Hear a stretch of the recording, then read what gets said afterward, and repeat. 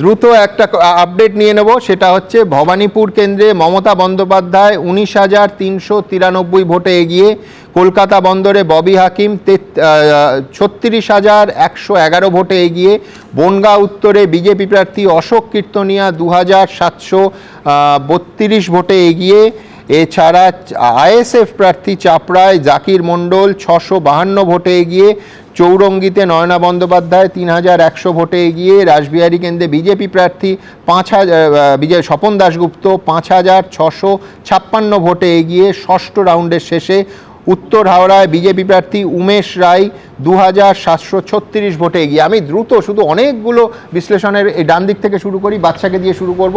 বাচ্চা, দ্রুত কয়েকটা বিশ্লেষণ এই 181 এবং 101-এ।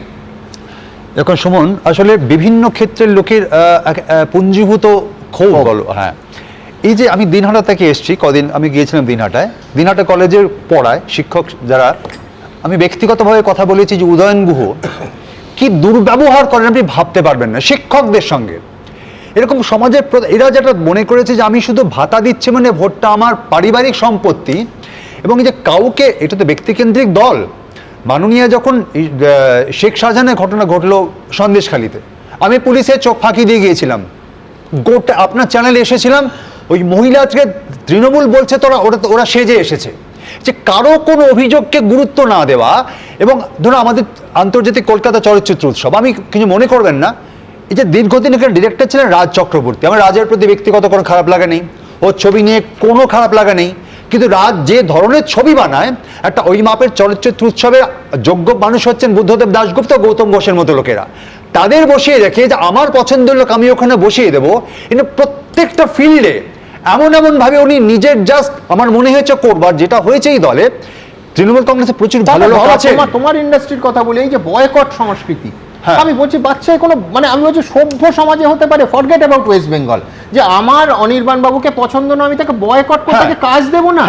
আমি বলছি আমরা জানি না অনির্বাণ বড় অভিনেতা, বড় তারকা বলে আমাদের চোখে পড়ছে, হয়তো এই বয়কট সংস্কৃতির কত নাম না জানা টেকনিশিয়ান তার সংসার ভেসে গেছে এর জন্য, আমরা তো জানি না, আমরা তো সত্যি এবং যে দলে আজকে মদন মিত্র।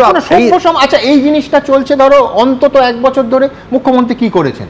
কিছু না, প্রশ্রয় দিয়ে গেছেন। তো আমি তো বলি যে আমার তো ব্যক্তি যারা নিচু স্তরে কারো বিরুদ্ধে কোনো অভিযোগ নেই, এই দলে নেত্রী যা চান তাই হন। এই যে দিনের পর দিন সব শুনেছেন, কোনো সমস্যা সমাধান করেননি। আর্টিস্ট ফোরামের সমস্যা, টেকনিশিয়ানের সমস্যা, কমিটি বানিয়ে দিয়েছেন, গৌতমদা কমিটির মাথায় আছেন, গৌতমদা নিজে বলেছেন সরকারি কোনো ইনস্ট্রাকশন ছাড়া কমিটি হতে পারে না।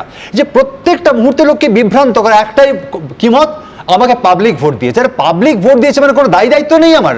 আমি বলছি যে এই তৃণমূল কংগ্রেসের বিরুদ্ধে প্রচুর এখানে ভালো মানুষ আছে, আমি বিশ্বাস করি দলে, কিন্তু নেত্রী দলটাকে যেভাবে চালিয়েছেন তাতে রাজ্যের প্রাক্তন মন্ত্রী মদন মিত্র বলছেন যেখানে 10 কোটি না 1 কোটি টাকা দিলে মন্ত্রিত্ব কিনতে পাওয়া যায়, এটা তো একদম।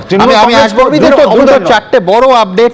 কার্শিয়াংয়ে বিজেপি প্রার্থী সোনাম লামা 1,774 ভোটে এগিয়ে, বিধাননগরে শারদ দত্ত মুখোপাধ্যায় সুজিত বোসকে পিছনে ফেলে 4,700 ভোটে এগিয়ে বিজেপি প্রার্থী, বাগদায় বিজেপি প্রার্থী সোমা ঠাকুর 16,525 ভোটে এগিয়ে, যাদবপুরে বিজেপি প্রার্থী সর্বরী মুখোপাধ্যায় 3,344 ভোটে এগিয়ে। আমি বলছি ক্রমশ এই শুভমাদা বিশ্লেষণ একেবারে আঙ্কিক একটা বিষয় বলি। হ্যাঁ, বিজেপি কিন্তু এবার একেবারে পরিষ্কার 220টি মতন আসনে টার্গেট নিয়েছিল, বলতে 190 এগিয়ে থাকার নিরিখে 190, 100 নিচে চলে গেল তৃণমূল কংগ্রেস 92, তৃণমূল কংগ্রেস 92, 190 বিজেপি।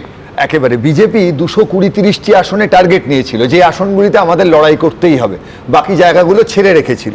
সিপিআইএমও কিন্তু বিশেষ জায়গায় টার্গেট নিয়েছিল, এবং যে জায়গাগুলো হয়তো 12টা 14টা 20টা 30টা আসনে, আইএসএফ অল্প কয়েকটি জায়গায়, কংগ্রেস অল্প কয়েকটি জায়গায় প্রার্থী দিয়েছে সব জায়গায়, কিন্তু তারা যখন তাদের কোনো রকম রণকৌশল ঠিক করেছে, তখন কিন্তু তৃণমূল কংগ্রেসের বিরুদ্ধে একটা জোট পশ্চিমবঙ্গে তৈরি হয়ে গেছে।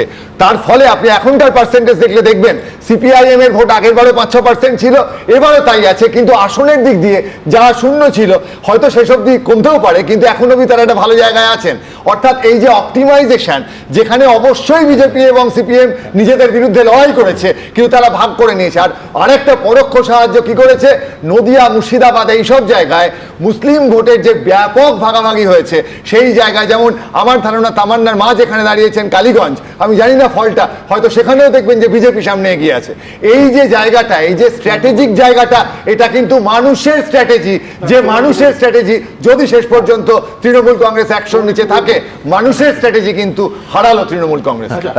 আমি কিন্তু পরিষ্কার বলতে চাই, বামপন্থীরা নিঃসন্দেহে পরিবর্তনের পক্ষে ছিলেন, কিন্তু যেভাবে তারা কিন্তু তাদের লক্ষ্য ছিল, তারা বলেছে পরিষ্কারভাবে মমতা বন্দ্যোপাধ্যায় আমাদের শত্রু, বিজেপি আরো বড় শত্রু।